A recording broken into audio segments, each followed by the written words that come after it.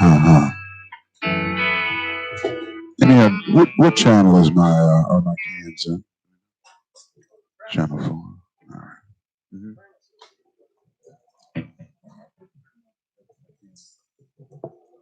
Channel 4.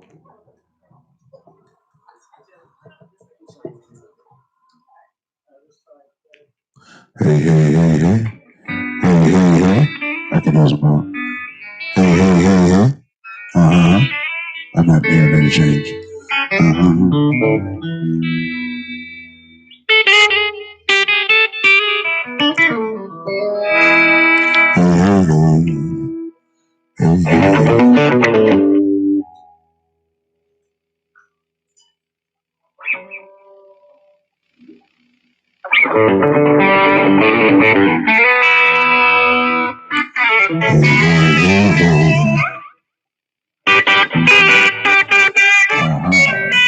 Lower down. That was another two. Lower down. Lower down. That's good. Yeah. Take it down just a smidge.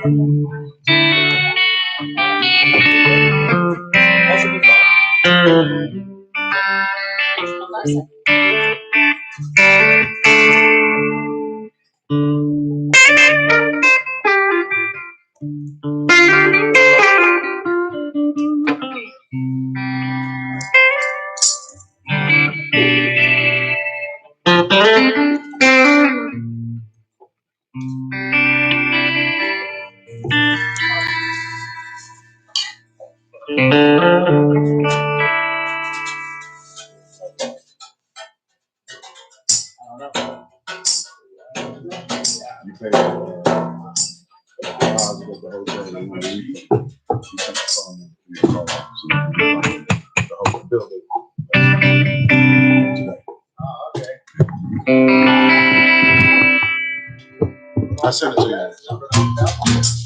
It's on your phone.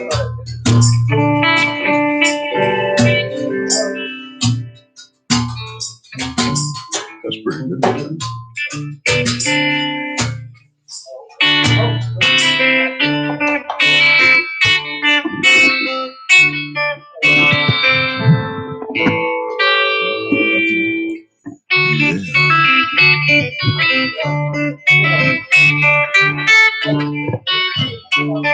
Yeah.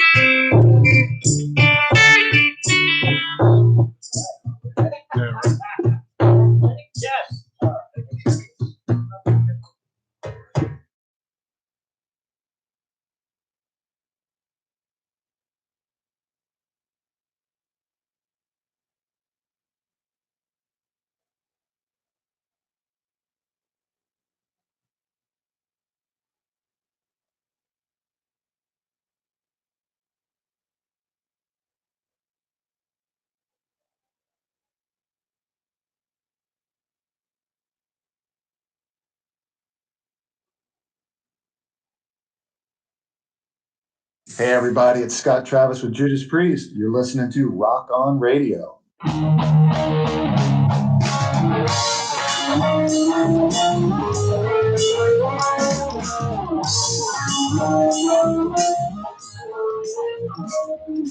Hey, welcome to Rock On Radio, a very special edition on a special day with a special time with a bunch of special guys. Live in studio, we have the Paul Nelson Band. Hey, what's up, buddy? Hey, I love your theme music. Okay. That was actually written by a local gentleman, local band, Very cool. fellow by it. You should check them out. Charles for having Larita and the Mischief. Cool, man. So Very cool. they did my theme song for this and my theme song for my blues show, and they're very Hey, I gotta say talented. thanks for having us. It's a real No, pleasure, and what you do really helps support live music, and it's a great thing. Well, you guys are. Yeah, You made the effort to get a little bit. We were in DC last night. Washington, D.C. last night. You're going to be at the Lizzie Rose Music Room in Tuckerton, New Jersey. Have you been there? At Lizzie Rose? Yeah. No, not yet. Which I cannot believe. If you can make it tonight, first of all, it's going to be packed every time we played it. We love that place, but it's becoming this historic venue for all these cool. It's not just blues rock artists. You know, Papa Chubby, Samantha Fish, myself, bunch of guys are coming down there. Tons of artists. It's really great to have that. I'm from Connecticut, so it's actually not that far for us to come down here. But to have something like that in your state, in your area, is just a gem, and it's worth supporting and keeping alive. The Lizzie Rose. Yeah, John Namath was just there the other night. Really? What does he play? On the 13th. Guitar? Blues guy. Yeah. Oh, there you he's go. a harmonica. Yeah. Blues guy, but yeah, let me get this business out of Yeah, the way. do it, We'll yeah. get down to business. We're starting right with the interview. I'm like, yeah, this is great. You want me to do the weather? Yeah. We actually It's cold. No, this is not going to go right. Okay. we're importing it. The weather will be here shortly. Okay. Rock On Radio is brought to you by CPA Jody Weber, actress Eileen Sullivan, O'Connor's American Bar and Grill, the official caterers of Rock On Radio. Oh, perfect. Just not at Where's this the moment. food? Yeah. Rock on. Yeah, bring on the chicken. Taco Rio across the street. Who else? Oh, bridalmusic.org. I love that. See? Notice it gasps for air when you say Yeah. bridalmusic.org. Place that own sound effect for your rubber chicken. It's our friend Michelle. She provides music for like wedding cocktail hours, Great. corporate events, that kind of thing. Perfect. She is a flautist who employs a cellist, a violinist, whatever. A you want to flautist? call it. A flautist. Wow, that's great. She's a flute, a flute player, man. flute player. Oh, Claire, why did you shut my headphones off? You mad at me? What did I do? There we go. Thank you very much. Who else sponsors the show? Oh, Anchor.fm, where this will be podcast. I love Anchor.fm. Yeah, Anchor FM and Spotify. Actually, you'll be on Spotify. I love too. Spotify. So we're good to go with that. And of course, our friends at Deuce Music. But there will be no Deuce Music Minute for this show today, but tomorrow night there will be, when our guest is Samantha Spano. If you want to reach out to us, you can do so by calling the studio line 609-241-7103. That's 609-241-7103. Or you can follow along on Facebook. Go to Danny Coleman's Rock on Radio 2, the number 2, and you can see the event that's posted, the Paul Nelson Band, and everything that producer Claire will be putting in there, because she is here in studio. Engineer Art is here. Are we on YouTube? We are live on YouTube. That's the camera. Oh, boy. There, so everybody wave at the camera. Again, 609-241-7103. You can follow us on Instagram or Twitter at Rock On Radio, all one word, or Facebook, again, Danny Coleman's Rock On Radio 2. We also have the podcasts are at Rock On Podcast. So you can go to Instagram, Facebook, or Spotify, or Anchor.fm. You can just put in that, you'll find us. So that's Beautiful. that. All right. Perfect. So, Mr. Paul, it is always a pleasure to see you. Paul's good. First of all, I could say Mrs. Paul. Mr. D. Mr. D. Uh, Does anybody know where this is being held? The how beautiful this place is? oh, the church here? Yeah. Yeah. I mean, it's gorgeous. Pulling up here, It's a very old church. It's something else. Yeah, It's just so you know, I did. Yeah, I was. I gave them the haunted history. Yeah, Oh, did you? I did. Yeah. very It's, cool. It's a unique venue, which it's kind of neat as far as you Very know, cool. That thing's very cool. Mhm. It's a relaxed atmosphere, and aptly, we are in the kindergarten room. Of this Yeah, school. that's the Perfect. truth. I'm in the right room. I'm in the right room. Just wait till it's warmed up. Right? Hey, okay. Now, Paul, you brought along with you who? Joey Pafumi on drums, care of Walter Trout. He's my guy now. Oh, you played with Walter? Oh yeah. Oh, no Yeah. kid. No kid. It's with Walt from 2001 through 2008. Wow. Okay. Yeah. Nice. And today he's playing the chair. I'm playing The the kindergarten elementary chair. school Kindergarten, chair. that little thing you put your arm on, Yeah, it's got the, well, that's where you put the Yes. books. like a little serving tray. And where you put your seat. That's mostly. Could you what's do a gonna- little roll? A little roll? Okay, this is the actual seat.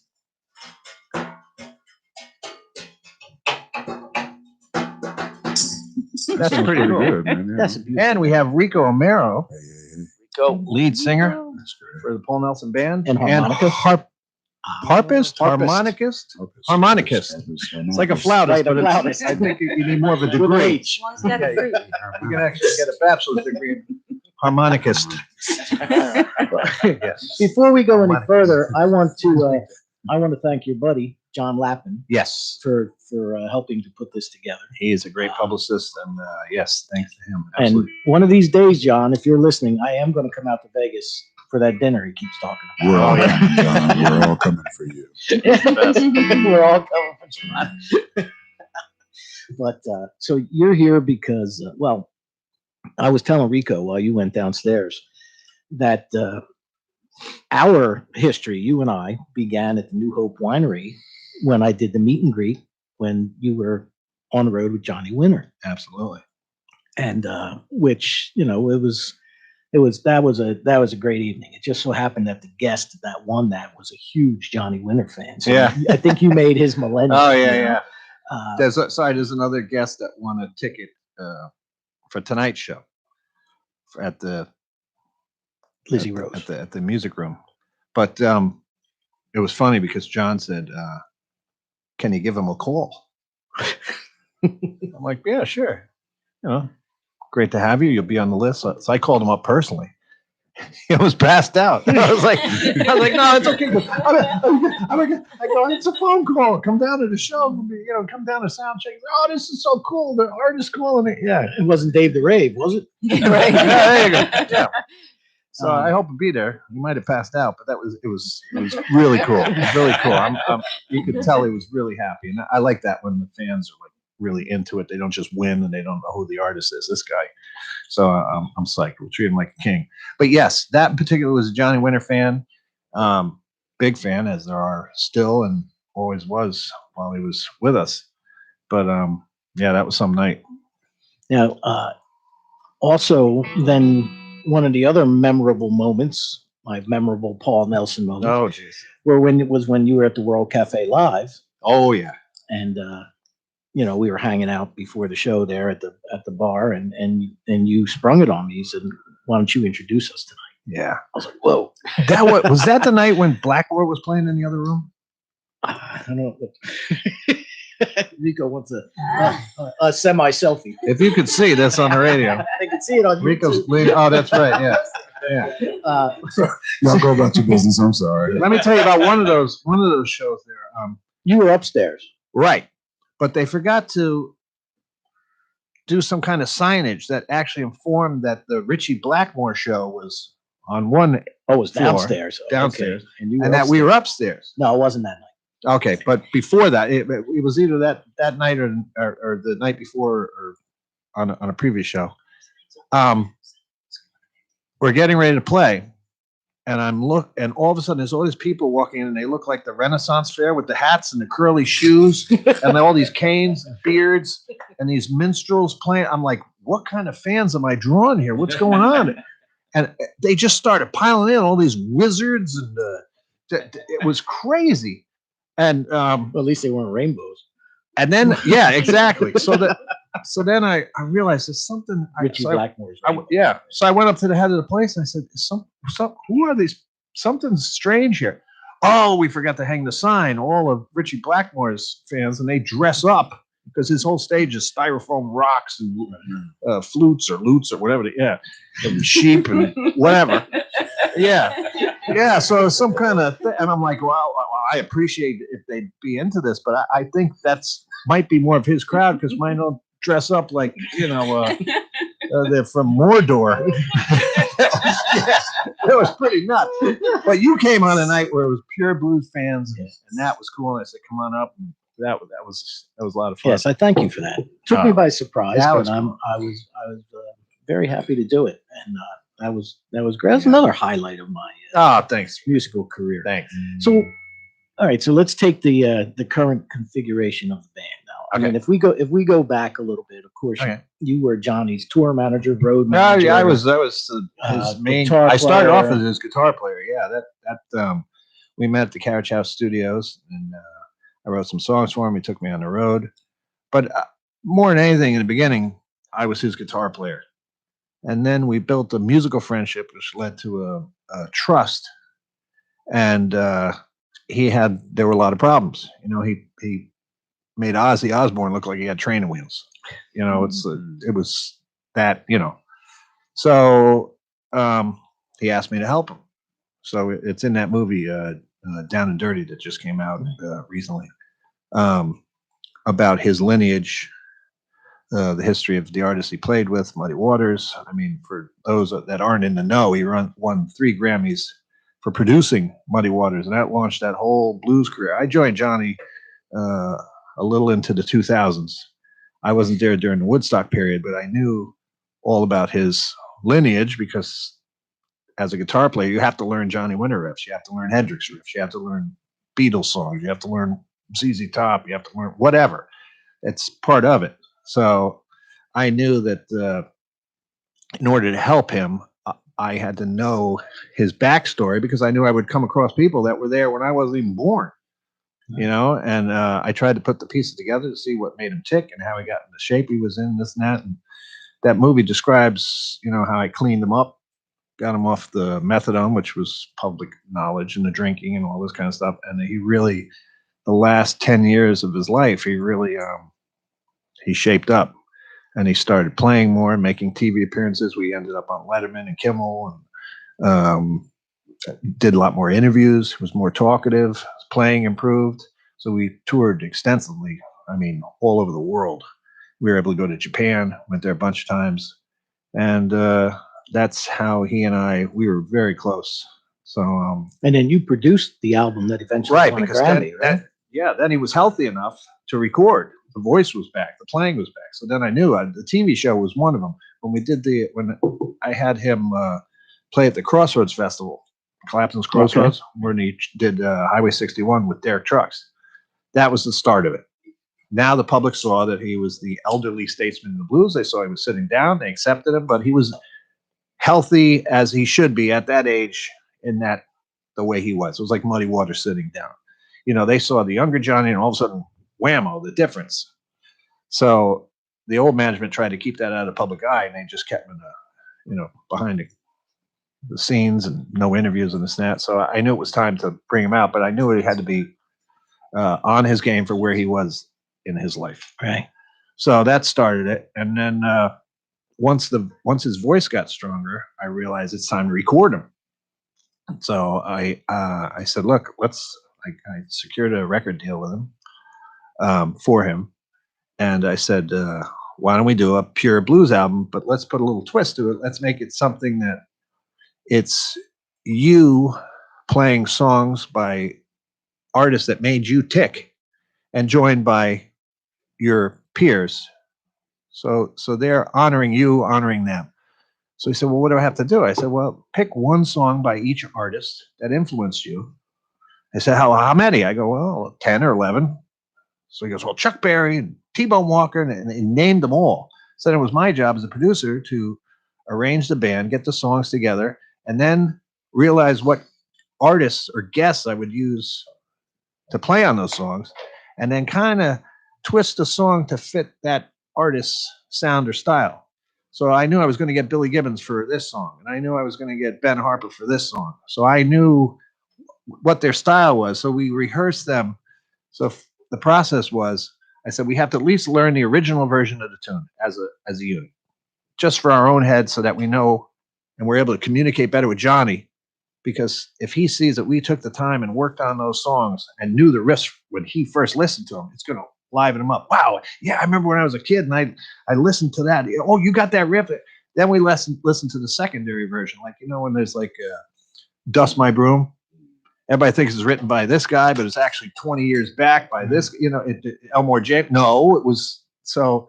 So we learned the first versions and the secondary versions of the songs, so that we'd have the contemporary version, most contemporary, and then we put our twist on it to accommodate the new artist that was coming in.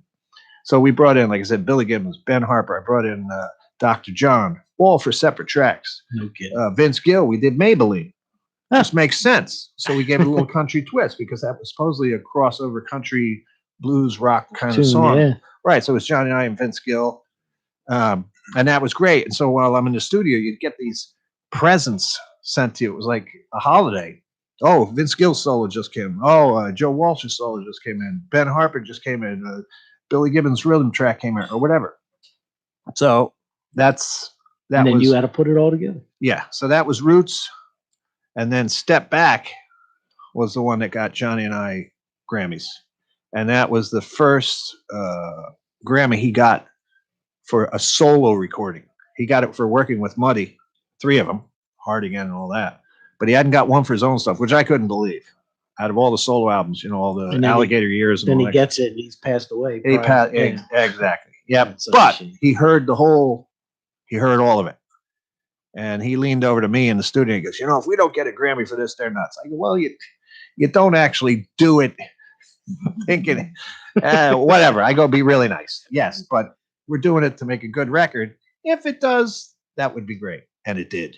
Fantastic. And that thing shot, it was higher than Adele on Billboard. It wasn't the Billboard Blues charts. It was the Billboard Top 200 albums. It went, it reached the top 10. And it sold so many the first week out of Amazon, they couldn't keep up with the orders. So it actually would have charted higher. They just couldn't get the numbers that quick to put the proper charting. So that thing was even higher than it was listed. Wow. So that was a big deal, and it still holds up. Plus, I recorded it knowing that we'd also put it on vinyl, and then we did different versions of it. We had like advertising things where we put a cool little pic in the CDs, different colors, and if somebody got the white one, so it was It's all about the merch. a marketing thing. That's That's it, it, yeah. yeah. And it was all in place, and he passed. Wow. He passed emphysema. Unbelievable. It was funny because he had done so many. Well, it's funny now, but he had done so many drugs. He never caught a cold. Nothing could live in him. Nothing. No virus He's could like, compete with I what knew was in that his was Keith blood. Richards' secret. That's his secret. So when I cleaned him up, he sneezed. And he goes, "What was that?" I go, "That's a sneeze. You probably have a cold." "A cold? What? Why is my nose?" What? Like, childlike. Wow. Yeah, I'm like, "You have a cold." "Well, I never had that before. What was it?" Yeah, that's how much all that. Yeah, That was so I'm not condoning it, but that's what happened to him. So, but then I said, "Now you're living regular life." We went outside and he goes, "Wow, look at that, a bird." And I'm like, "Oh my God, jeez. Really? A bird? Come on." You're I've just seen a bird tuning with- in. This is Rock On Radio. There you go. Tonight is the Paul Nelson. A bird. There's so many stories. Oh A gosh. bird. Now we have, look, this is the man that might have the New York City traffic and weather. This is Dave the Ray. Wow, it's funny because And his producer Jenny has come along. it's funny because I just heard. I don't know if the people heard it, but I heard his weather copter pulling up on That's a, quite on possible. a roof. Chopper So Bob might that's have pretty dropped good. him You off. guys are doing great here. You have your own weather helicopter. That's You great. actually have spoken to Dave. You called in on the Christmas special that we had when you Yeah. did the thing with our buddy Anthony Kreisen. Yeah, who I was going to You get down talked here to to play Dave right bass, but before. he's got another gig. Yeah, I even sent him the Facebook event I created Yeah, late last that evening. song came out great. Yeah. Yeah, because we were How'd you thinking, hook up with Anthony? we all did a oh boy. Saloon Studios, right? There we go. Saloon Studios in North Carolina, which was like this mega meeting of all these artists. It was kind of like a Woodstock thing, but it just turned into this huge. This guy is in the middle of the promoter and also his partner, which was a friend of mine who was a drummer for Rick Derringer. But I met him as a promoter when he would book Johnny, Egger, and Rick and all of us over in Europe. Okay. So he said, I got this thing going. I want you to be part of it. I said, well, who's on the bill? He goes, well, you'll be on the bill.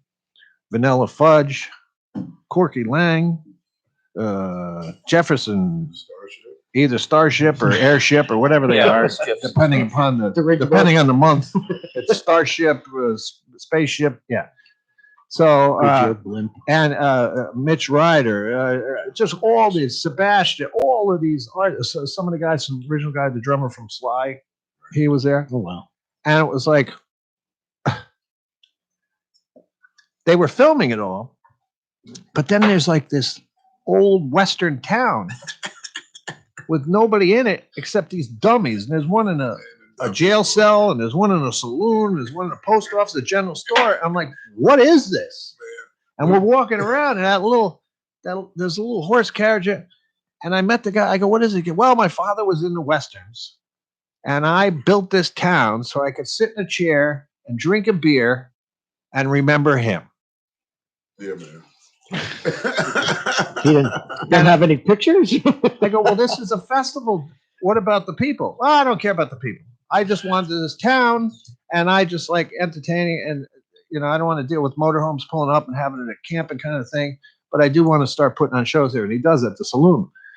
But it was there was every musician. Derek St. Holmes from Ted Nugent, he came up. It was everybody, and we're all just going, what is this place? So then we play that one week, and they go, okay, now you come back a week later. And we're talking 7 hours from here, people flying in from Melanie. Right. This was right before the 50th anniversary of Woodstock. Yeah. Yes, I can't remember how many, it was so many artists, and he was one of them.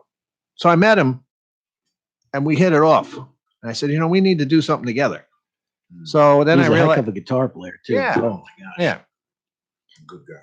and drums, Yeah. bass. He's got a Mhm. studio right in Jersey. So I realized I've been how there. close we are. Yeah, that Yeah. place is great.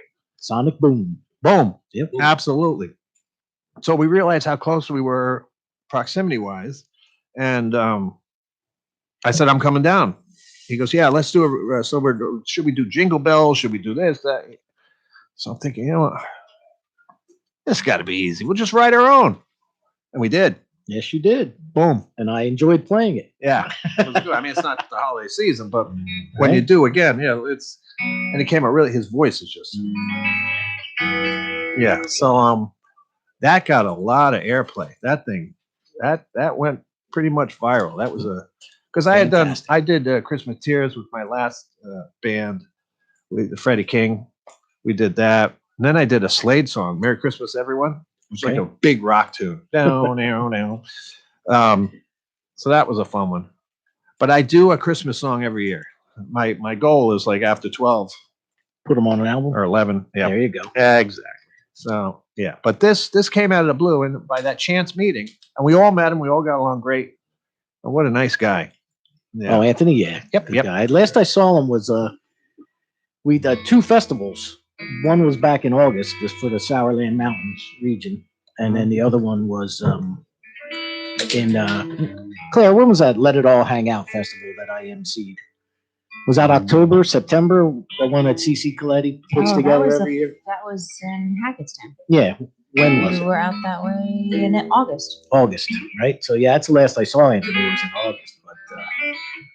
But So good that guy. was It's always a that was pleasure. we still talk about that show. It was one of the weirdest. It was in the middle of nowhere, and the guy's got all this property. It's just acres and acres and acres and acres, and he doesn't need to do any of this, but it's for his own entertainment, just so he can sit there and have a beer. He built a city. He Nice. built a city. well, Western A town. little tiny. And it's got Western the town. dust and the this and the Right? porches. And, the, I can't even build a reputation. He builds a city.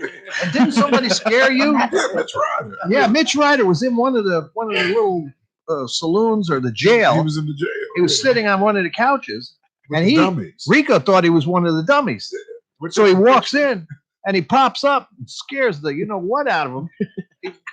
Imagine that, Mitch Ryder's sitting there and you think he's a dummy. Thank God I didn't. Hey, get him. jump. Well, why don't you're just tuning in? This is Rock on Radio. We've got all kinds of special guests here. Dave the Rave is here with producer Jenny, and we've got the Paul Nelson Band. Why don't we do some music? Let's get some out there Let's do it. because you're going to be at the Lizzie Rose Music Room in Tuckerton, New Right. Jersey I tonight. love that place. It's at 7:30, 8 o'clock. What time to 7:30. start? 7:30 start time. And they were kind enough to stop here on their way through. So, what you going to do for us? We do want to do this one song. I know we'll do some originals, but I do want to do this one because it really showcases Rico's great voice. And I like to do it. We'll do a little bit of it. We'll do a little bit of it. Normally we have our bass player, which allows me to play over stuff, but let's see what happens. Oh, hey.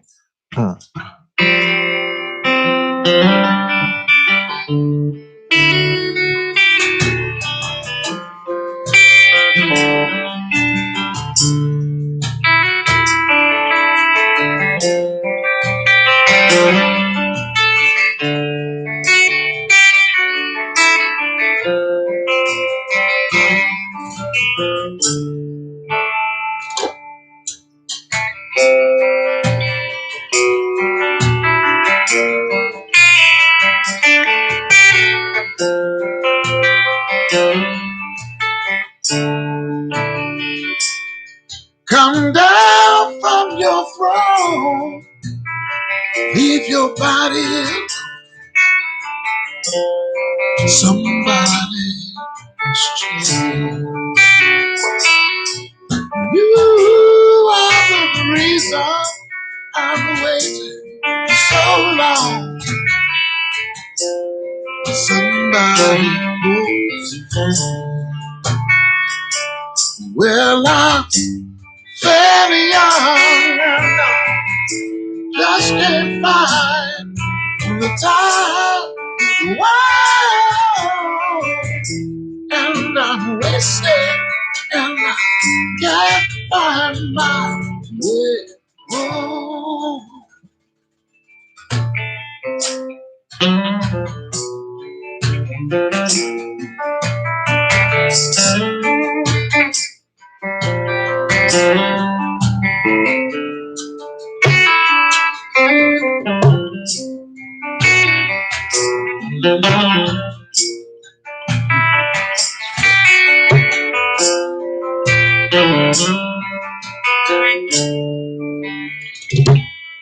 Come down on your own and leave your body alone.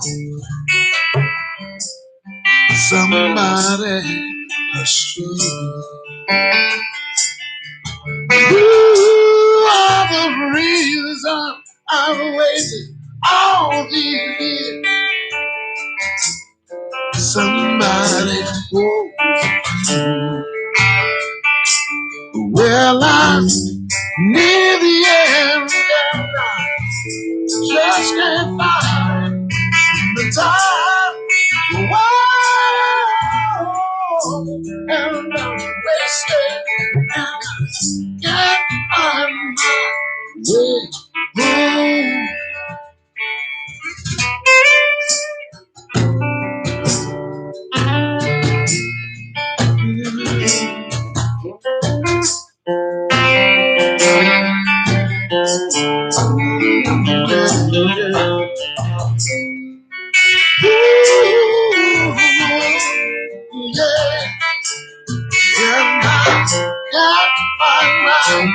Way home. Oh, yeah, yeah, yeah.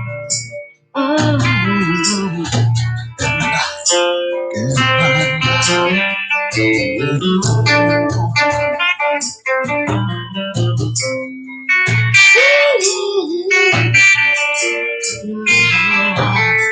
Can't find my way.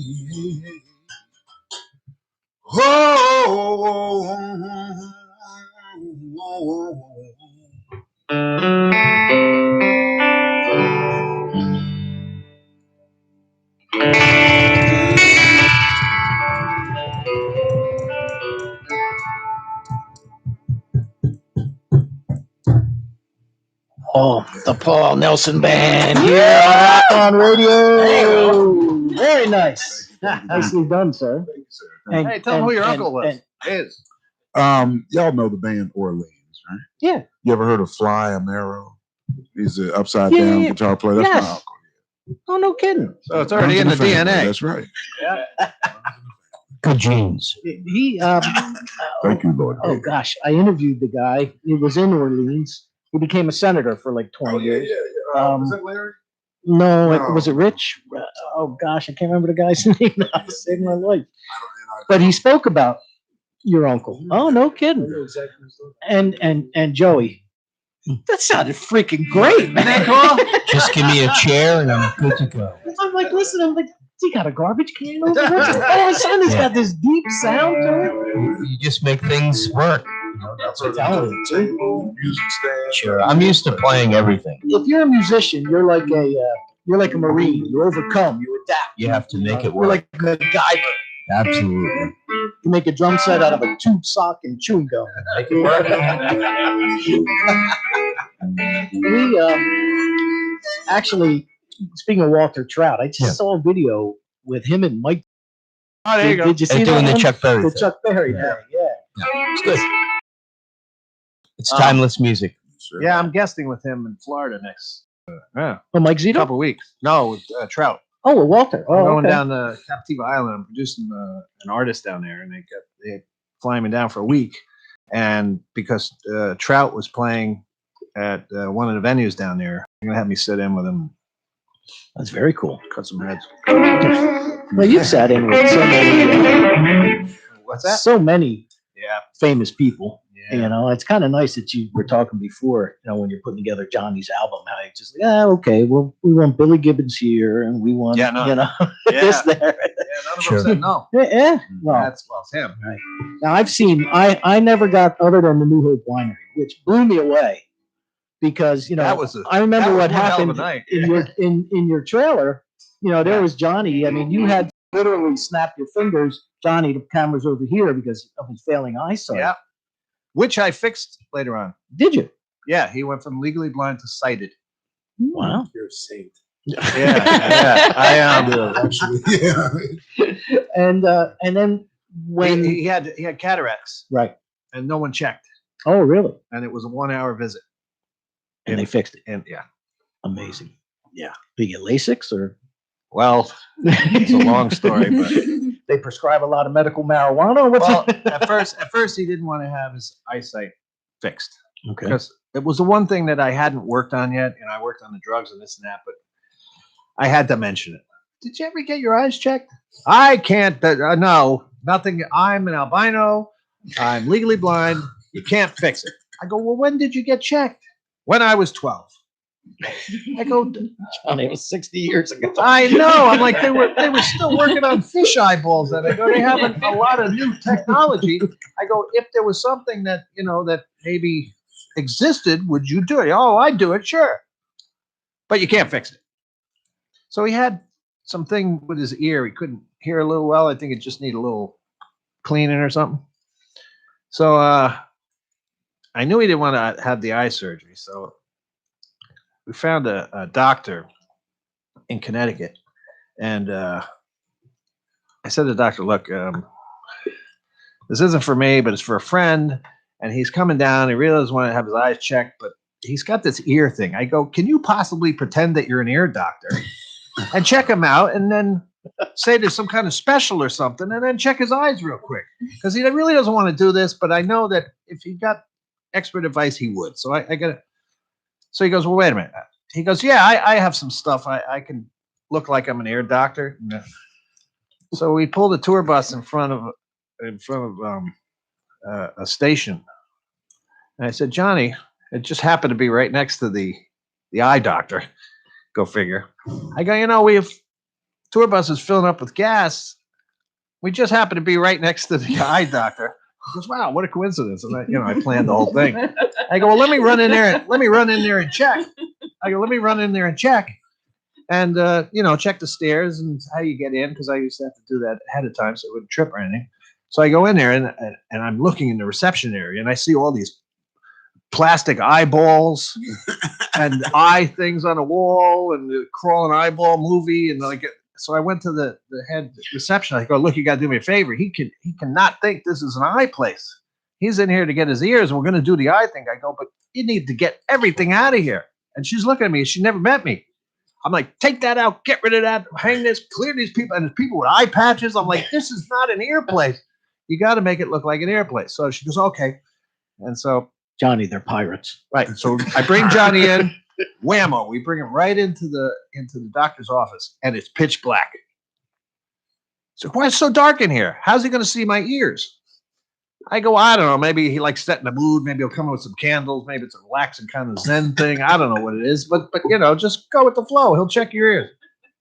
So the doctor comes in. Hi, Johnny. I'm Dr. So-and-so.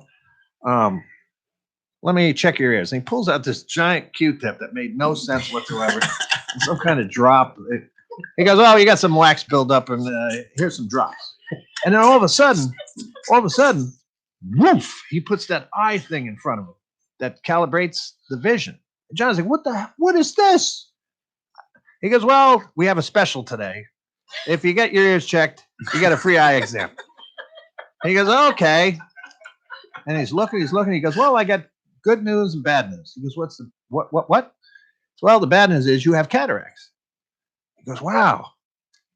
So then the doctor says, but the good news is I can fix it in an hour.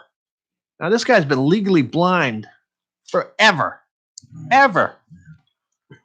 So I'm like, Johnny, you said if they found something wrong. He goes, yep, you're right. And he was always a man of his word. If he said, I promise, I'll do it. It was like a Texan thing. I promise, I'll do it.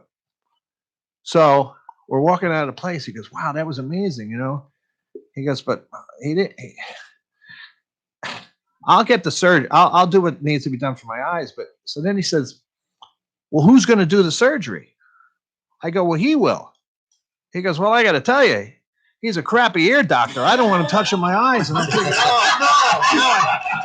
Now I blew it. So I knew some friends that had gone there. I go, look, he's a great guy. He worked on some other friends and this and that. So he does the surgery. And I bring him to the place. He goes in, he comes out, no patches, a couple little drops, and he's totally negative. So we're driving back to his house, and he goes, this didn't work. This was a waste of time. I go, well, at least you tried, whatever. He goes, I'm still seeing the same. There's no difference. This is crazy. So we're driving towards his house, and he goes, oh, no, there's that damn blue house again. They're working on that thing. And so we pull the corner, and I slam on the brakes. I go, what? What'd you just say? That blue house. And we've been passing that house for 5 years. That house is 1.5 miles on top of that mountain. Well, that still doesn't mean that it worked. But it is blue. So we pull up into his driveway, and there's always this branch that would hang over his walkway that when I let him out of the car, he'd walk down the walkway, bam, right into the bushes, and then into the house. So I said, well, Johnny, I'll see you later. Hopefully maybe something. No, it's not going to work. That's it. And as he says that, he leans over, avoids the bush, and walks into the house. So I go home and I get a call a half an hour later. Hi, Paul, this is Johnny Winter. I go, I know who it is. He goes, the colors. The definition. I'm watching The Simpsons and I can see everything. It's unbelievable. This is the best. This is unbelievable. So we go to the doctor's office. He said, okay, Johnny, it's great. It worked out great. Now you're going to have to wear reading glasses. He goes, okay, but I won't wear them in public because I don't want to, or whatever. So he starts reading more on this and he goes, but you should get glasses because I adjusted your eyes so you could see stuff far away on stage and that. But up close, you can either do the eyes the same. They work off each other, either close or far away. That's it. So you opted for seeing far away. You wear the glasses. So he starts reading all these books. And I go, Johnny, maybe when we're over in Europe, you can get some really cool looking European style. Yeah, that'd be cool. Let's get that. So we pull up in front of the venue. I told you it's a long story. We pull up in front of the venue, but it's a good one. We pull up in front of the venue, and I go, Johnny, you're never going to believe this. Right next to the venue is the place where you got to get glasses. He goes, how does this keep on happening? How does it? So I go, we have time, sound check, let's go in. So he walks in, you're not going to believe this. He walks in, meets the nurse, she sits down, whammo, she puts that thing right in front of his face again. Here we are with this thing again with the adjusting. What is going on? Well, I'm fitting you for glasses, she says. So she's looking, she goes, this work looks very familiar. He goes, what do you mean?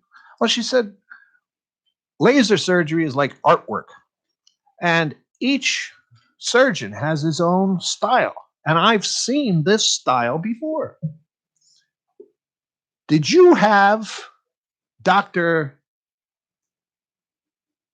This, and I'll say the name of it. Did you have this Dr. So-and-so work on it? He goes, yeah, that was his name. She goes, that's who taught us here in Europe.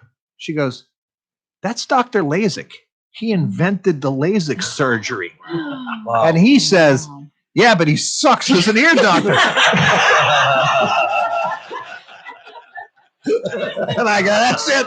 I give up. I give up. She goes, you need to buy that kind of dinner or something. So he taught all them and he invented the surgery. So he had the best stuff. Wow. And after that, he was standing up. He was playing shows, the Amazing. whole bit. Because I remember at the New Hope Winery when I we know that left was the long trailer, and then you actually had to lead him. Oh, on yeah. stage. He would see a line on the sidewalk and he wouldn't know whether to step up or down. It was just a line. And I remember you sat him in that chair, and he just kind of sat there, and then you put the guitar in And his then he hands, played like it was 16. and then it was like he was Oh. 16, 17-year-old kid. I No was matter like, how bad shape it was, what kind of drugs or this and that, the playing always was the catalyst to get him get him to. going. Now other than that, that's the only time I ever saw Johnny. I saw Edgar twice at the Cutting Room up in New York, up in the city. I saw Edgar twice, and he would put on a great show. Yeah, I played with you him know. a lot as well. YouTube video. Oh, do you? Yeah, Nice. I did Frankenstein with him, Free Ride, all All the classics. Yep. One of my favorite songs by him is "The Power of Positive Drinking." Yep. I always thoroughly enjoyed that one. If you're just tuning in, this is a special Rock on Radio. Dave the Rave, you have a question? Yeah. Hi. And I won't tell a long story. That's okay. I was under the impression, misinformed maybe, that the reason that he was walked out onto the stage every gig and then sat was because he had broken his hip. He broke it once before I met him, and it was all mended. But if you watch the Down and Dirty documentary, it explains that he had unbelievable OCD. So part of that was minimalist, sit down. Muddy sat down. Why do I need to stand up? That kind of thing. And it was actually, you didn't have to, but it was also a form of exercise. So it was actually good for you. But then when I started working with him, he broke it again. And I said, we have to keep this under wraps. We got to fix this and get that, because he had just come out where he canceled a ton of shows. And I was working with him. He was like, oh, Paul, that's a whole nother long story, but, and that's an amazing story. So he had canceled a whole run of shows and he broke his hip, and I had just gotten him to the point where he was better and able to do the shows, and it could have really killed his career. They wouldn't have any more faith in him that he would show up, finish the show, put on a good performance. So he was let out for that reason. You didn't want him to fall again. This was before the surgery, so the lighting was a little different. Little things that wouldn't make you trip, he would trip on because it would just be something different. Like I said, like the curb. He doesn't know it's down or up. So if you approach something with a downward thing with your ankle and it's really up, you're going to break his bones were thin. The methadone kind of makes it that way. So he got stronger and he gained healthy weight, but he was already always thin from research since the school days, and frail. But the OCD made a lot of things happen, and we fixed a lot of it. If there were more time, we would have fixed even more. But yeah, he was let out. But less so in those last years. So it was he dodged a bullet because when he was playing in really ill health, YouTube hadn't come out yet. Because I checked all over online and there was no footage of him in really bad shape, except for the footage that I found that we used in the movie to show the comparison. So I knew I had to get him out and play all the clubs that he messed up in. It was like a presidential campaign. You know, he had to go, okay, where did he mess up? Where was he drunk? Where did he fall? Where did he do this? And went back to each place, every state that made no routing sense whatsoever, and then put him back. Oh, he's back. He did that. And then put him in places that you would never expect him. In Hawaii, in Alaska, you know, and they became historic kind of events. But it was kind of like playing basketball. You don't really, fans would, unfortunately, in trying to help, would actually trip him up. And people that cared they'd touch him. And now he would, if he was walking in a straight line, he'd lean towards them thinking, oh, that's the direction. I can't see who it is. And then wham, off the stage or this and that. So it's like, don't touch him. Just kind of boom, like basketball. Kick him back into play. Or it's a foul. Yeah. You know, make him grab his arms and pull himself onto the bus. Don't help him every time he, you know. So there was a lot of we worked with psychiatrists, behavioralists, and all that before and after. Wow. But yes, people that saw him in the bad shape, oh, he was a wreck, he was this and that. But there were people that saw him as he got better towards the end, and that was the deal. So that's why the voice got stronger. That rock and roll that came back, and he gained a healthy weight. Letterman, he looked great. He looked great. That was, I don't know if you saw that. We did Dust My Broom. That was amazing, and even Letterman freaked out. Yeah. Then he grew a beard. Yeah. Yeah, exactly. Yeah. That's. Yeah. You're just tuning in. This is Rock On Radio. Our guest tonight is the Paul Nelson Band. Why don't we do some more music and then we'll get into the Paul Nelson Band and what makes you guys tick and There you go. and what's happening. We'll talk a little bit with Joey and Rico and This features Rico on harp as well. So this one we just wrote. This will be off our next album called Down by the River.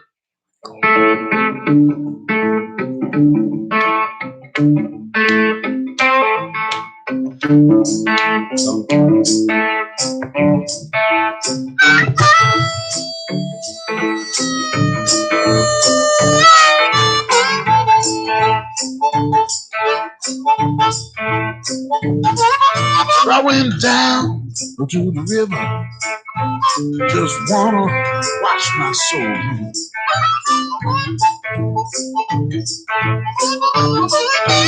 Went down to the river, just wanna wash my soul.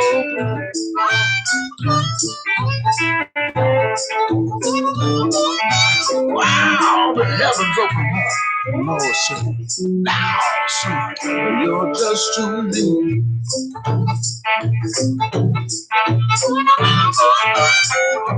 I said, Lord, Lord, won't you save this soul of mine?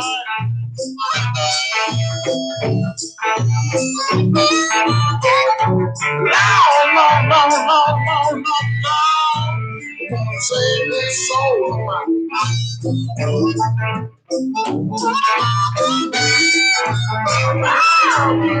you want, Lord, all I need is a little more time.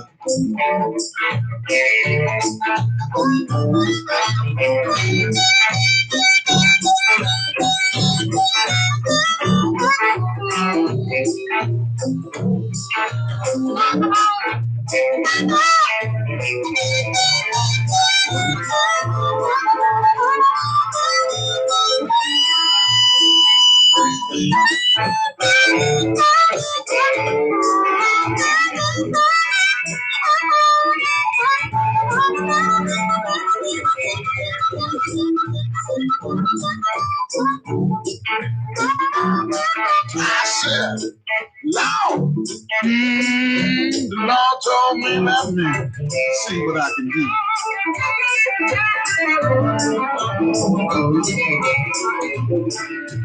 Lord said, Let me see what I can do.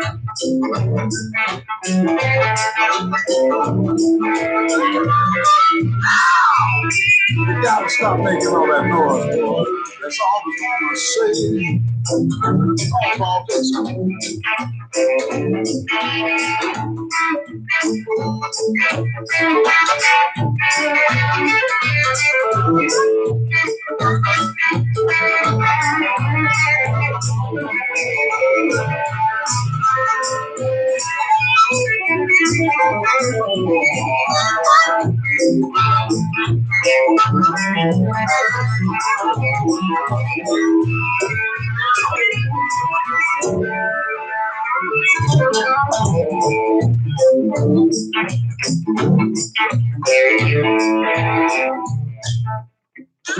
gonna take it to the swamp, baby.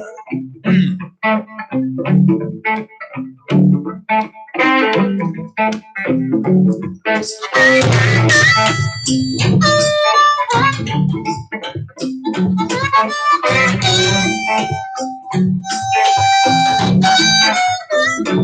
I said now, long, long, long, long, long. Can we find something?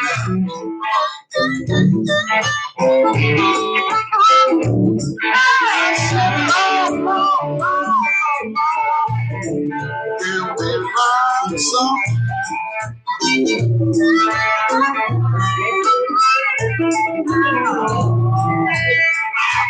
Make my music. I don't want to be here all this I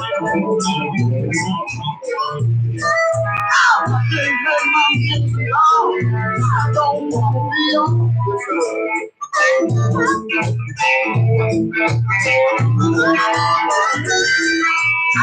can't think of you. I don't want to be on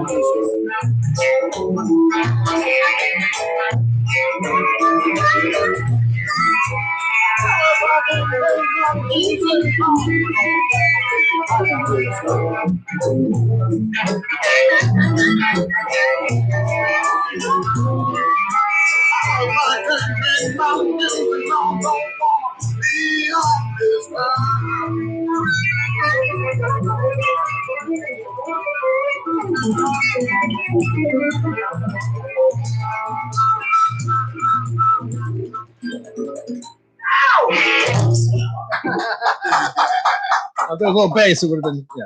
But thanks. Thank you. Fantastic. And that's going to be on the new album. Absolutely. And are you doing that out? As we speak. As, Yeah, I like testing.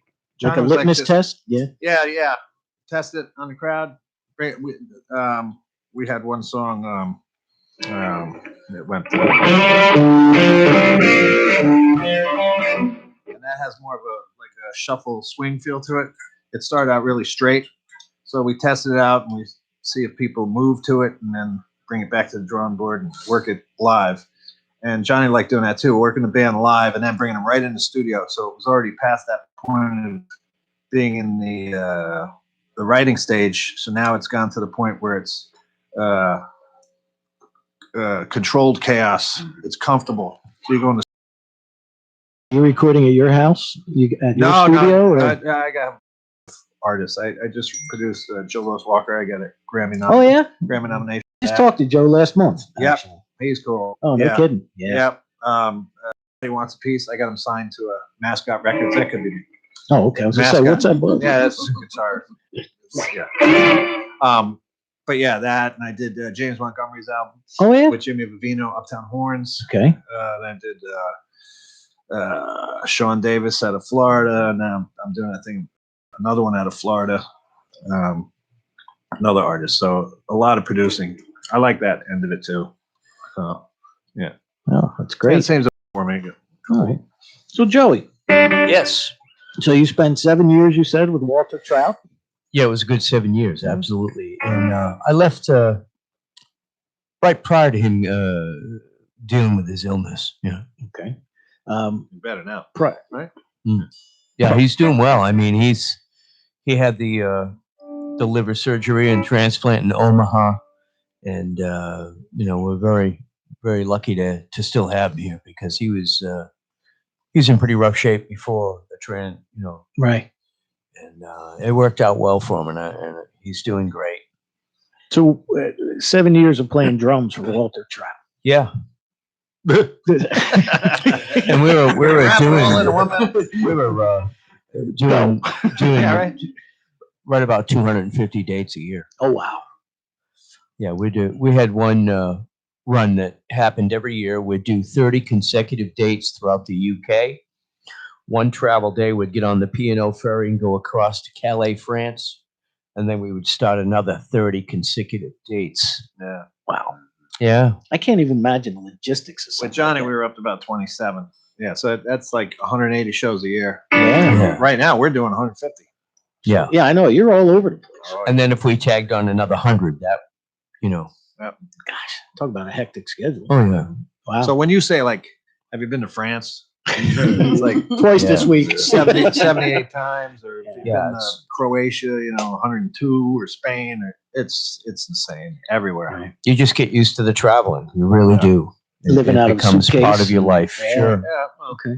with Johnny, you're living out of a double-decker cool tour bus, private jets. But yeah, it's So- I like it. Well, so Yeah. then how did you meet up with Paul? Well, Don't tell that other story. no, I won't. I'm not gonna. I won't.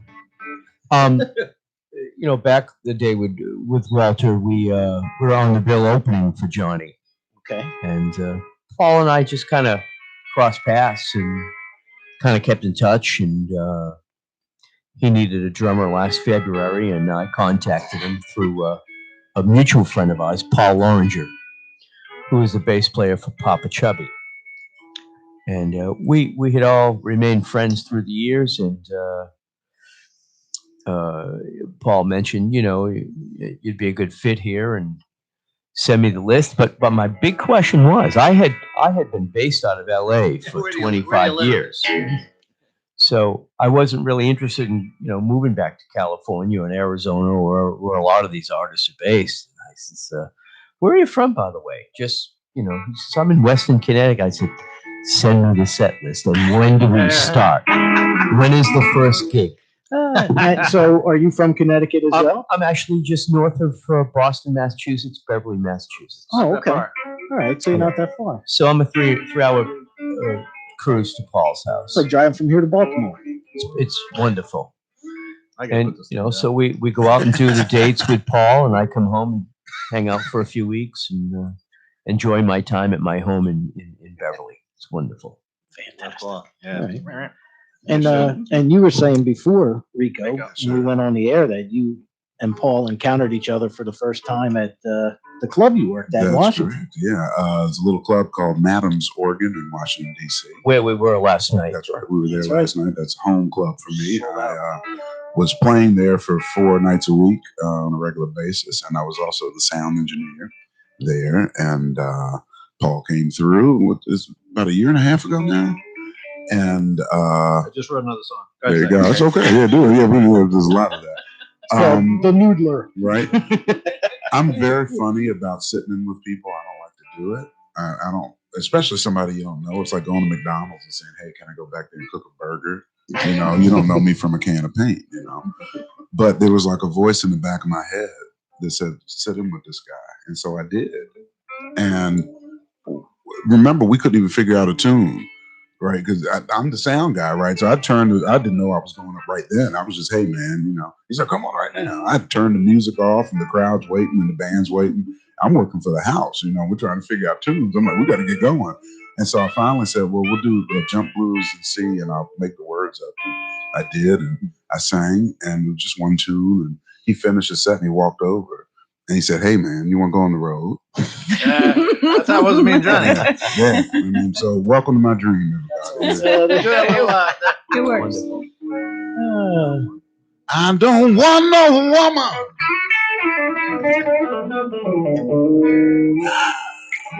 I don't want no woman.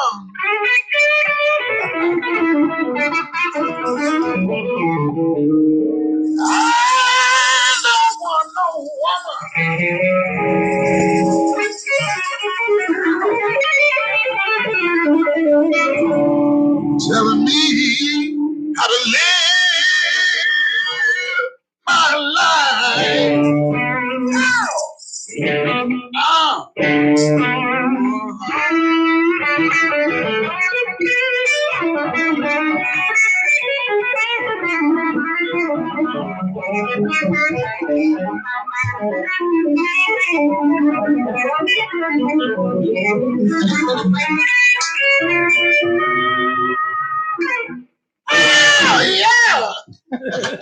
That might have been a song, right?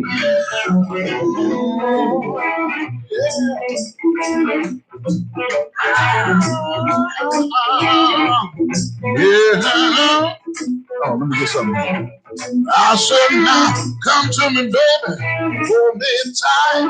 I'm gonna love you all night. You're my honey bunch, darling. Oh, everything I want. I said, now if you love me, I'm gonna be yours. I love you, darling. Love you right. Don't you know? I will never gonna fight her. This love is made out in heaven above. I said, if you hold me, darling, I'm gonna be in your love. Ah, Lord, baby.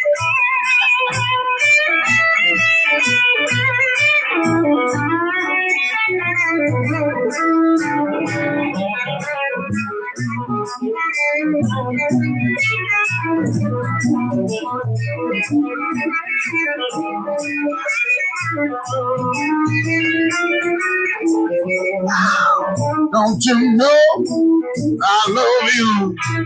I said I'll always be true. Oh, darling, rock me like my back ain't got no bone. I said if you let me, I'm sure gonna take you home. Oh, yeah.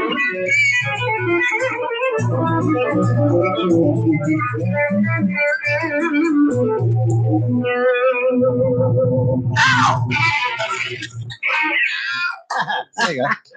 There you go. That's what you call creativity. Yeah, there you go. All right, we'll stop.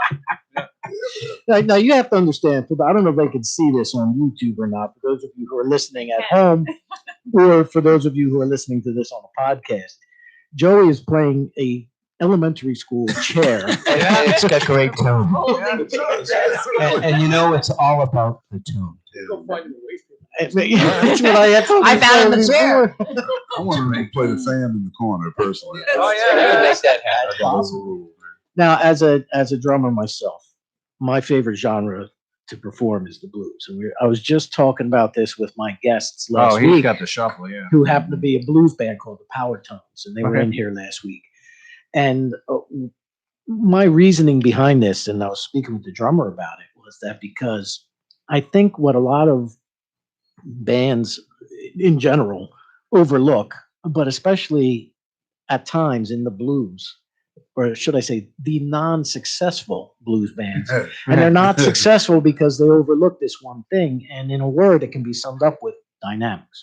Oh, that's Amen, Of course, baby. absolutely. I think that's what's really what's separating us from the fold. Yep. We're really into that. You And have to be. I think the audience feels that because we, it's one thing to play guitar all night and this and that, but and they want to hear riffing. But I really like the show aspect of it. You can show them all your wares in the first couple songs, and it's like, okay, there's gonna be more of that to sing. So Right. I enjoy that, but I like taking the back seat to let the show go on, let these guys do their thing as well. I've always been a team player, and I think that's starting to become more apparent with our fan base and with the people that are taking us to headline festivals and this and that.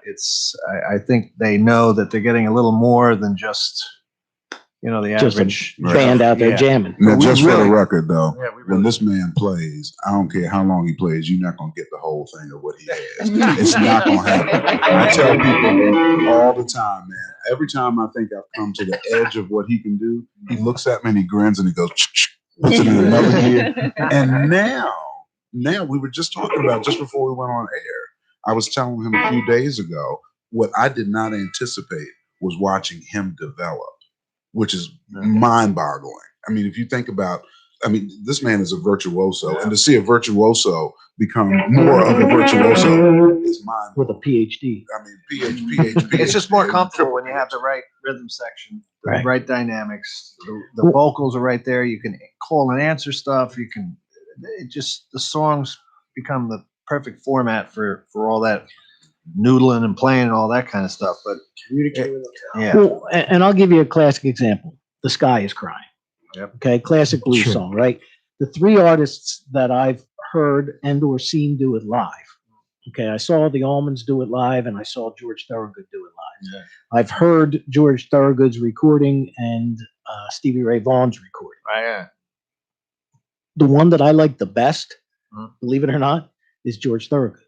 Yeah. And I like it because he's doing this rip roaring guitar stuff, you know, George Right. doing his slide thing, and it's going at 100 miles an hour, and then all of a sudden all you hear is That's what we do. That's a the lot one. of and that. it's like, whoa. And I was telling the band the other night that I was in a blues band, and we were doing our version of Stormy Monday, which was kind of like the Allmans on steroids, I guess. And we got to the point with the guitar ride, and it was just a simple hi-hat choke. Sure. Well, I'll tell you what, you know, Danny, being a drummer like yourself, you get to know certain things within the structure of blues music. For one thing, you got to have the ghosting in the left hand. You got to have that left hand shuffle. And there's all different variables with that. But your left hand has to play those accents at specific times. And to bring the band down within the blues 1-4-5 structure or 12-bar blues, you hit on that one, and that's it. That's the signal. That is the signal. And we have that a lot within our set. And there's an art to it, to, like you said, ghosting, because you don't want to put all that busyness with the left hand in. Oh, drum talk. You know, no, but and, No, you're absolutely right. No, that's the key. That ghosting that's what adds to that shuffle. No, he's right. It adds to that train. It adds to the shuffle. Yeah. and It's the got to only be there. reason the only reason I say that is because the last blues Double band trouble. I was in, okay, Mhm. they actually fired me because they said my left hand was too busy. Huh. And I'm like, what are you talking about? That's, you know, you have to, the key is not hitting them notes. Well, But apparently they thought it was too busy, and they asked me, you know, they told me they're going to go in another direction. Yeah. Okay.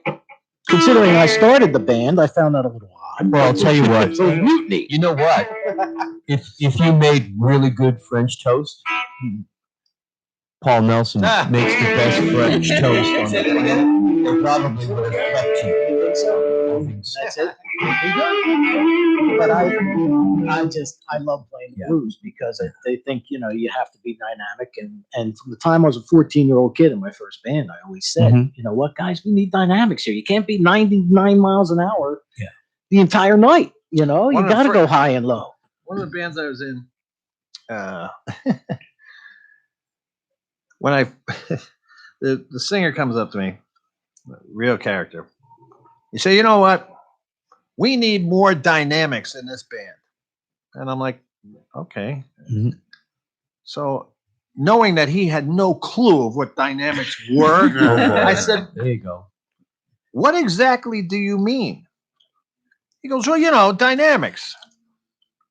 I go, and why would you need those? And he said, because I'm a dynamic guy. Wow. And I'm like, what? Wow. Yeah. So like, what, was he he had no asking? idea of the loud and the soft of it. It's because he has a dynamic. Was he asking you to bring in his And twin it was funny, brother? 'cause when he came out to play, Interesting. he panicked and Ah, he choked. Yeah, Boy. it was funny.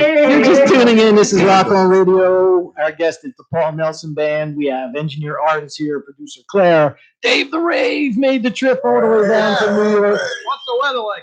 And he was going to give the traffic and weather before. I said, that'll be arriving. I don't do traffic and weather anymore. Good. Survey says I was no good at it. Chopper Bob is No, he's here. got it. Oh, that's awesome.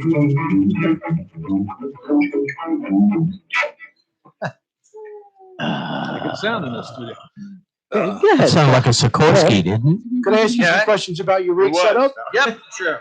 Curious what year your Strat was and what pickups are in it. I don't know. 90, all right, 93. It's a Okay. Strat Plus, Right. but I'm endorsed with Rios guitars. I use those. I just happen to have this one now. But Rios is a company that I work with. I have a partner who's on vacation now on a cruise, so I guess the company's doing good.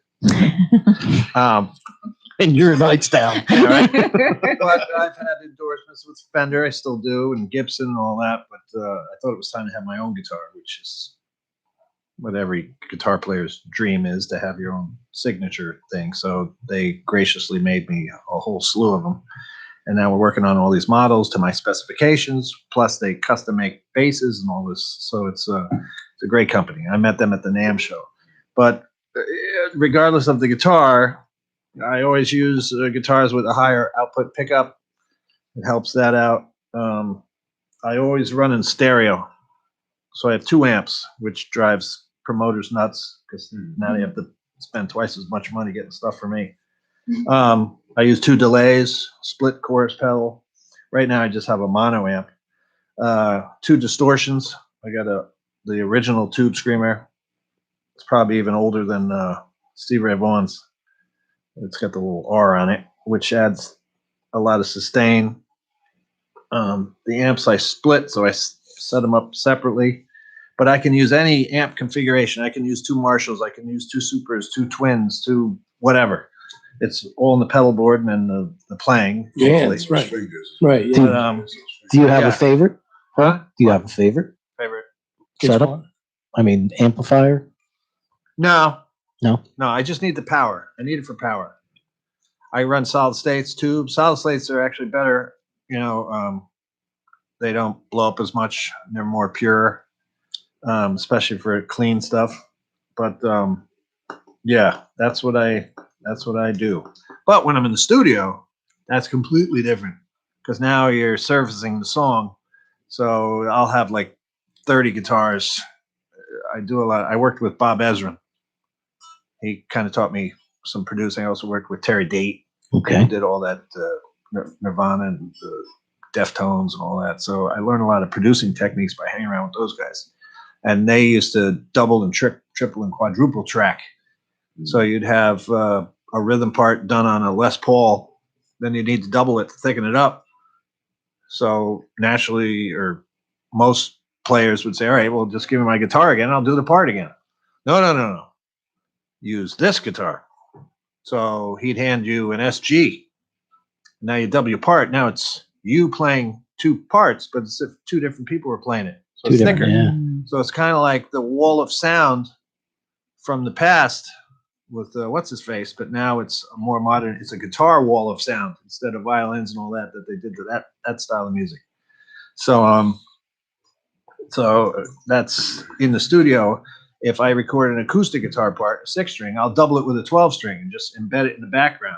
Or I'll use a high-string Nashville guitar to give it a little sparkle, that kind of thing. And I'll double bass. But if it's a blues track, it's just the way it is. You know, that it's all in the preamps. And all Yeah, that it's kind pretty of- yeah, raw. It's all that, right? Right. But if it's a produced thing, the thickness, you got to double everything. You double tambourine, you double vocals, you double guitar, bass, drums, whatever, leads, because that gives it that exclamation point that, okay, this is a real riff that's going to stay on there. The minute you double it, it becomes pronounced. And there's nothing like, I mean, even guys like, when I first started getting into it, guys like Steve Morris, he would quadruple track. So every solo you hear, this is what I heard, but I'm pretty sure it's true, but every solo you hear, he did 4 times overlapped. You know, and these intricate, Yeah. and yeah, and then you really know the solo.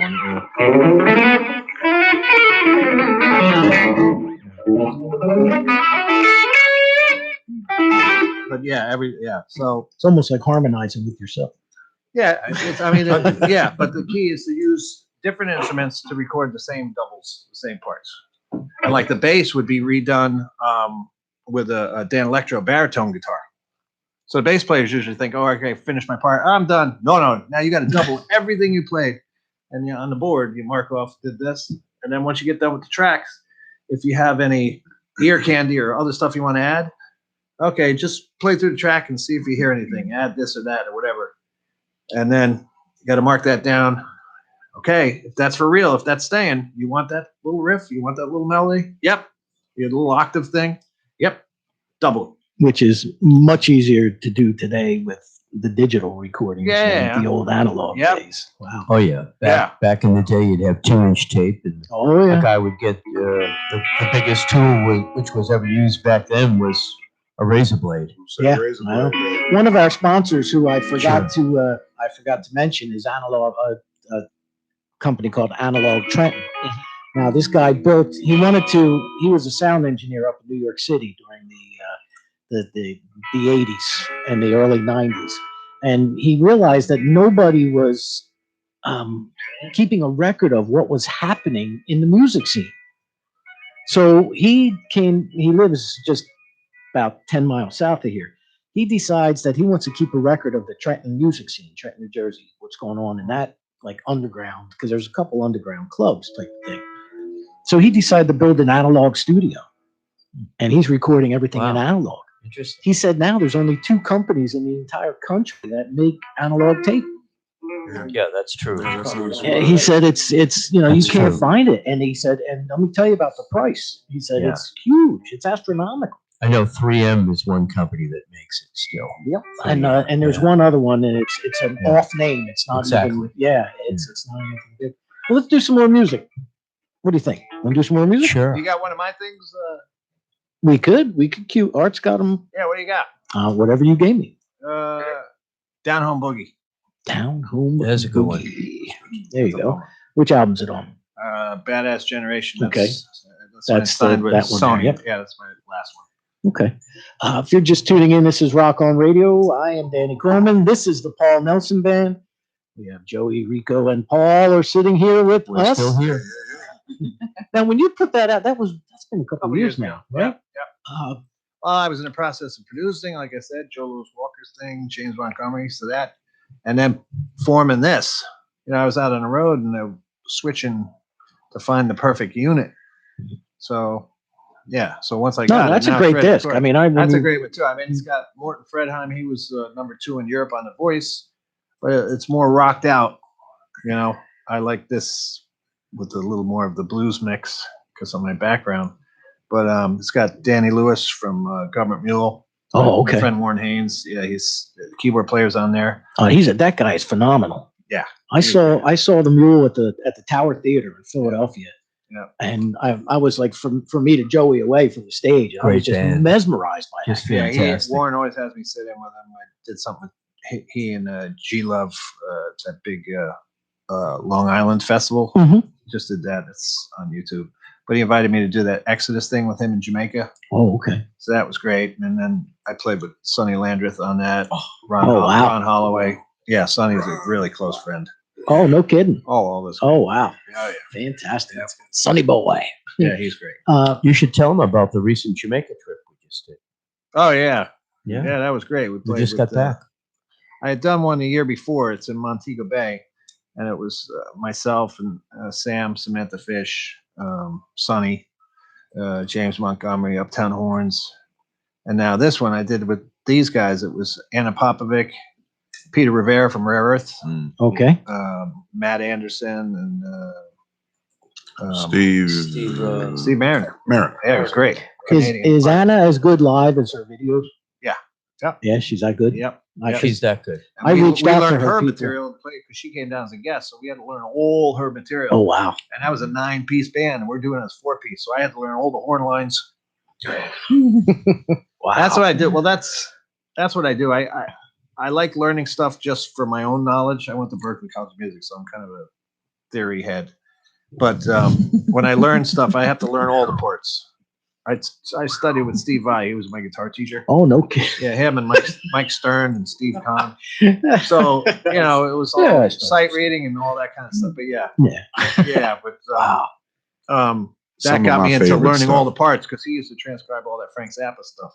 Oh, So Some of my he favorite not stuff only is learned watching guitar. him practice. Yeah, but he not only learned guitar, he just learned saying. all the mallet parts, he learned all the drum parts, he learned all the horn parts on guitar. So wow. yeah, so Nice. I learn all that stuff. Plus, if you're a musical director, you have to know what isn't there, what is there, Right. what the artist's going to expect, and then if you give them a little flavor of it, they're a little more comfortable, that kind of thing. So And the correct chord structure. yeah. And the artist came down, and they, they're like, okay, Paul and his band are doing it. We're secure that this will be good. And then once you get through some rehearsals, it does its Kind of gels But yeah, together. Steve Vai was. I saw. He charged me a carton of cigarettes a week for lessons. Steve Vai ain't no Johnny Winter. Yeah, no, not at all. Oh gosh! All right. Well, this is what is this tune we're gonna play here? Down Home Boogie. Down Home First Boogie. track. All right. You're set there, Art. All right. This is the Paul.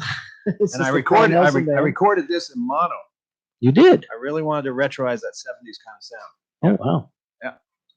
They used to get the albums like that. I remember when I was a kid, I had like Monkeys albums, Yeah. and it said on there recorded in mono. So, you ready? There you go. All right. Paul Nelson Band here on Rock Radio.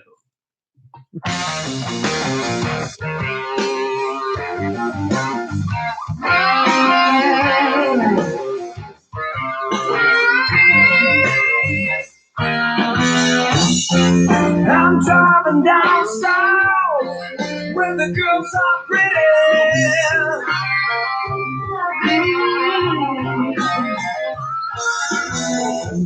I wanna get right down to the nitty gritty.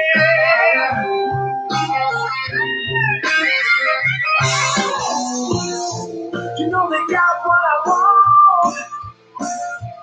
They got what I need to do the down over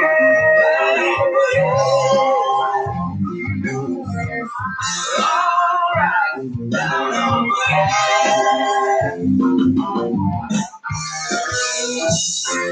Just spend all my money trying to buy myself a ride.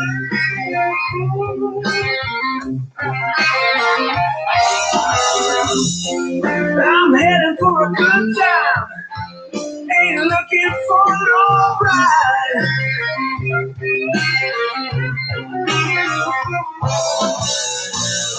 You know they got what I want. They got what I need to do the down on boogie. Oh, down on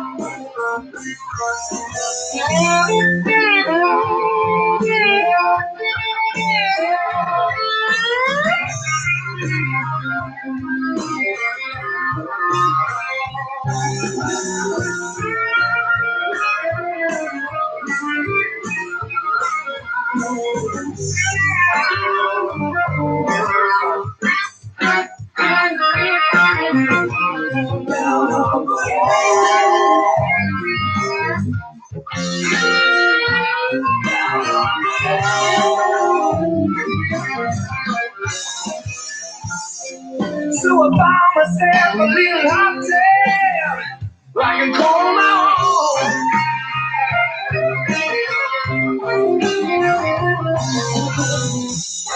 You know we do a little something when we're all alone.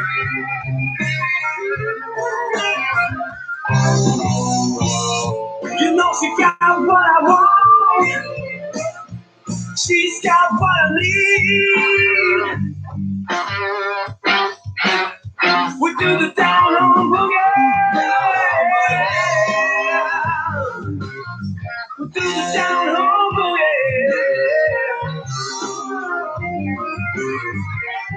Down on boogie. All night long. Down on boogie.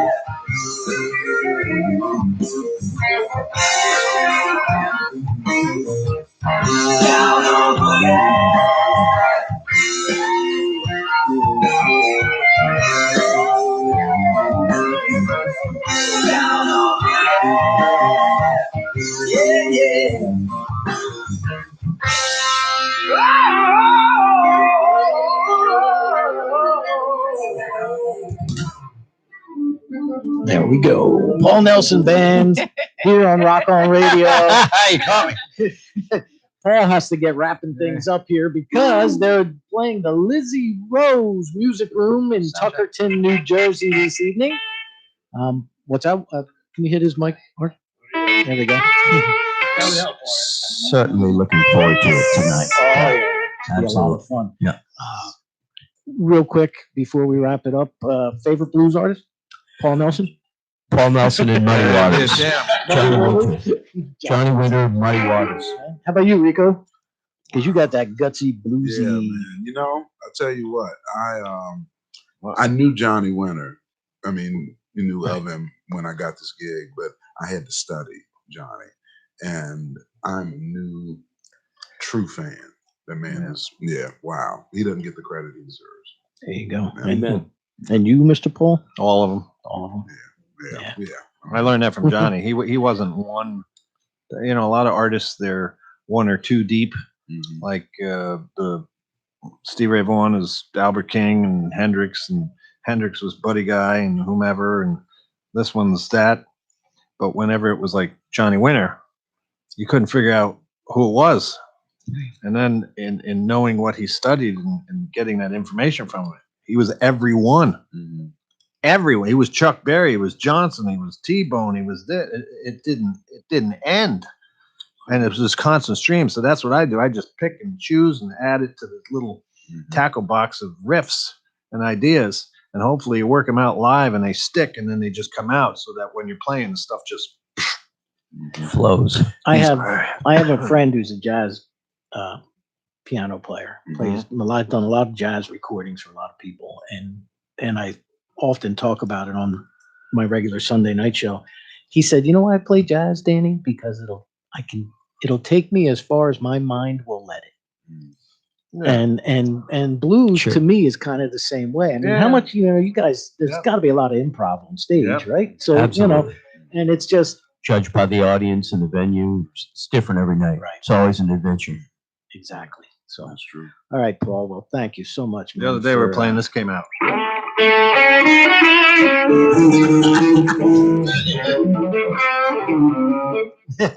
Last night he did Sesame Street. Yeah, he did Sesame Street. Yeah. I'm like, what? In the middle of And then we did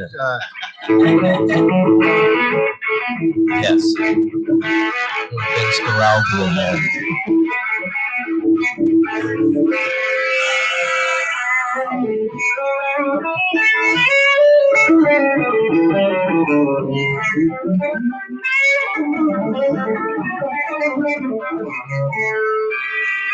there you How about Courageous Cat and Minute Mouse? go. Oh, that one. Yeah. Wow. You don't know the riff that came out during. We did a lot of that. Johnny did that too, and a lot of artists. You know, if you watch TV, you start the same thing applies when you start learning riffs from other artists. You start watching TV shows; they just stick. So now all of a sudden you have all these ideas from T-Bone and BB and all this, and all of a sudden this TV theme comes out of nowhere, like a Danny Gatton kind of thing. And I chuckle because like, why was I think it's in the same key, and all of a sudden your fingers start going there. And the other day there was this movie called Repo Man. Oh yeah, I remember that movie. Yeah, so we're going. We're going.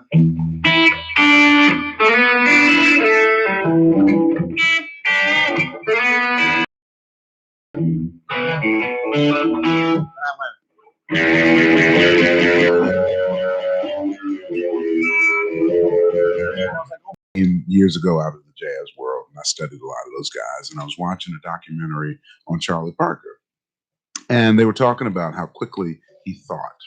And one of the examples they gave, he'd be in the middle of a rip-roaring, hard bop solo, and a woman would walk in that was attractive, and on a dime, he would go into a pretty. That's how fast he is. It's unbelievable, unbelievable. Nice. There you go. All right. I'm Well, always thinking. I know I got to let you go. You guys have a gig. I'm thinking about getting the rehearsals. The Lizzie Rose Music Room. But that's great. Thank you so Thank you much. so much. No, been great to be always on a here. pleasure. Always a pleasure to Very see nice. you. Come down tonight. You can announce us. Oh, So you'll be there? You're gonna commit? Remember, like Johnny, if he says, "I promise." Oh, he won't do it. What time's the gig? 7:30. 7:30. Come on. All right, I'll be there. All right. Cool. Okay. Good. How much are tickets? $150. No, That's all? they're actually very reasonable. The ticket prices, what is it? I don't even know, man. Yeah, it's not that. That ain't gonna hurt It you. doesn't break the bank. Won't hurt you. But for you, it's 150. For me, it's 150, right? What's that, Dave? No, you got to come down. You got to see it. But you got to go to the website or look it up, find I out the posted ticket in the price. It's event. very reasonable. It's a great atmosphere. It's the blues community. So people network. They find out where the cruises are and all the next event, who's playing with who. And It's $30. this kind of thing. $30. There you go. $30. Very good. Thank you. Just saved me from Claire. turning people away because they think My about job. No. Nope, the Paul Nelson Band tonight. buddy. Lizzie Rose Music Room. Yeah. Joey, Rico, thank Yeah. you, fellas. Thank you, Thanks, Paul. Thanks so Always much, a pleasure, Danny. my friend. All right, What a so blast. we That's it. have to wrap it up. That's Oh, it. So sad. Yes, that's- well, you got to go. Yeah, I gotta Yeah, go. we gotta go. Thank you, all right. It's like We, the talk show where the guy's got he's sitting in the chair. Mhm. I gotta go. Yeah. And then there's- there's the one that sits there because he's got nothing to do. And then there's theme music. Yeah, I like Yeah, that. get you. Okay, gotta go. All right, well, we'll be back. We'll finish this up. We got some other stuff we can do. So until then, rock on! Rock on.